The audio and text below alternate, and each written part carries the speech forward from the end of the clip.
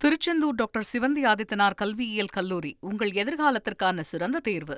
கடைசியா நான் இந்த உரையை முடிக்கிறதுக்கு முன்னாடி ஒரு முக்கியமான ஒரு விஷயம் பத்தி சொல்லணும். ஆளுநர் உரை அன்னைக்கு இந்த தமிழ் தாய் வாழ்த்துக்கு அப்புறம் தேசிய கீதம் பாடினது தப்பு, தேசிய கீதம் 2 முறை பாடினது தப்பு,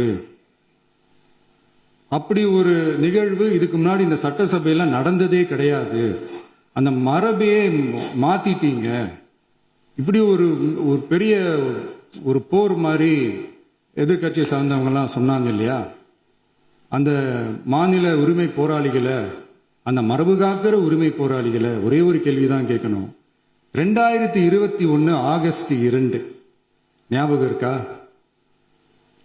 centenary celebration of Tamil Nadu legislature.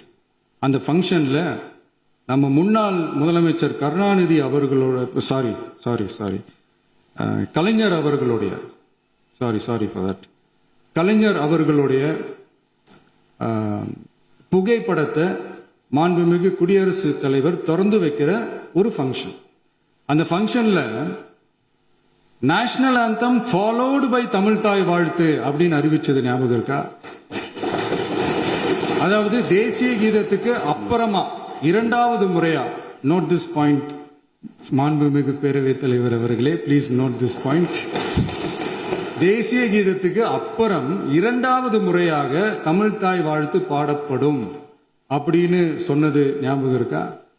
அதுவும் முத்தமிழ் அறிஞர் அப்படின்னு சொல்ற நம்ம கலைஞர் அவர்களுடைய அந்த புகைப்படம் வெளியிட்டு விழாவில் அவர் இருந்த இதே சபையில தமிழ 2வது இடத்துக்கு தள்ளினது யாருன்னு ஞாபகம் இருக்கா?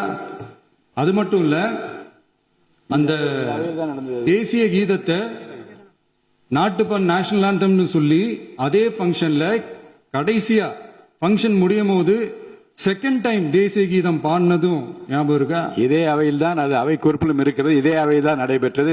இந்த தக்க நேரத்தில் இந்த ஆதாரங்களை அளித்த மாண்பு முதல் அவர்களுக்கு நன்றியை தெரிவித்துக் கொள்கிறேன். டவுட் இருந்தா இந்த புக்கை பார்த்து தெரிஞ்சுக்கலாம். திருச்செந்தூர் டாக்டர் சிவந்தி ஆதித்தனார் கல்வியியல் கல்லூரி உங்கள் எதிர்காலத்திற்கான சிறந்த தேர்வு.